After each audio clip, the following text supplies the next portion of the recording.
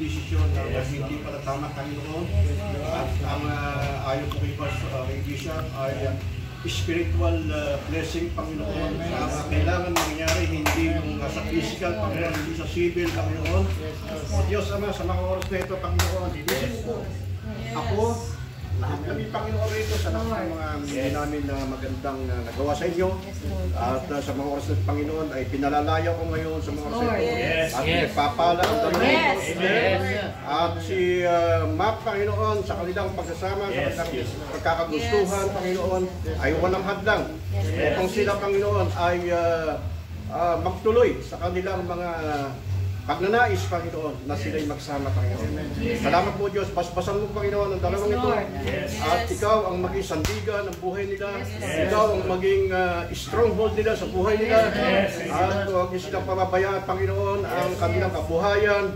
Lalo higit po sa spiritual, Panginoon. Ang spiritual, Panginoon, napaka-importante, O Diyos, na kanilang maranasan sa buhay nila, Panginoon. At ikaw ang maging saligan nila, Panginoon, hanggang kamatayan, Panginoon. Habang sila'y nabubuhay, gamitin mo po sila, Panginoon, mightily sa inyo pong upasan, Panginoon. Gamitin niyo po sila, maging magandang huwaran sila sa iba. At para sa ganoon, Panginoon, ay makita sa kanila, Panginoon, ang ningning at ang ganda ng iyong kapangyarihan, ng iyong pagpapala, ang iyong biyaya, ang iyong habag, ang iyong pagpapakumbaba sa bawat isa sa amin, Panginoon. Lord, salamat, Panginoon, sa napakahaba at napakaganda, Panginoon, na grace ninyo sa bawat isa sa kanila, Panginoon, sa bawat isa sa amin, Panginoon. Dakilang Diyos, aming pinangahawakan ngayon, Panginoon, ang sa mga oras na ito, Panginoon, na sila ay kasal na for spiritual. At kami ay lahat dito sa Bishop, lahat, sila Art, sila Pastor Sam, lahat ng mga pastor namin, ng nearest pastors, mga kapanggagawa, Panginoon, ang saksi, Panginoon, sa mga pangyayaring ito sa kasalang spiritual. Salamat, Panginoon, at hindi na kami, Panginoon, magsasalita ng laban sa kanila sapagkat sila ay sagrado na nakasal sa pamamagitan ng spiritual na kasal.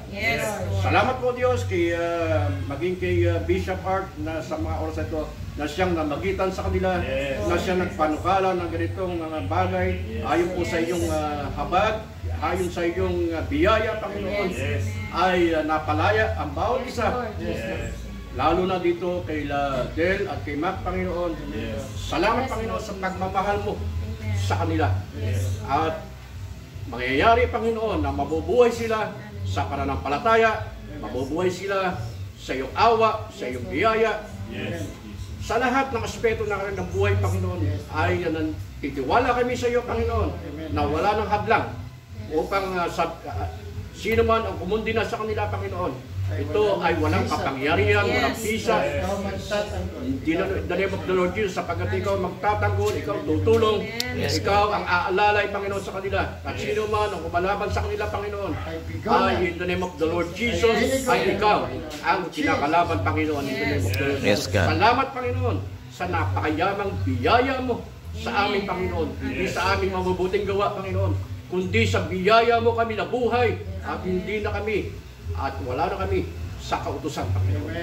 Salamat po, Diyos, at naliwanagan ang bawat isa sa amin dahil ang biyaya mo ay sapat sa bawat isa sa amin.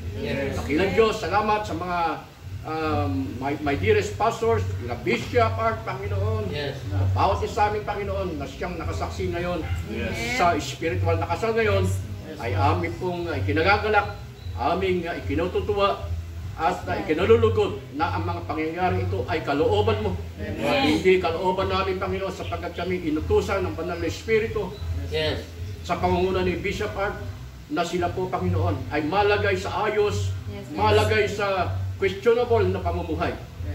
Kaya, Panginoon, kami sa mga oras ito, nananalig kami, nananampalatay, titiwala sa iyo, Panginoon, ang mga buhay nila, Panginoon, ay pagpalain mo, alisin mo ang stronghold ng away sa kanila, Panginoon, upang sila makapamuhay ng maayos, ng mapayapa, ng full of blessing, Panginoon, magagaling lamang sa inyo, Diyos.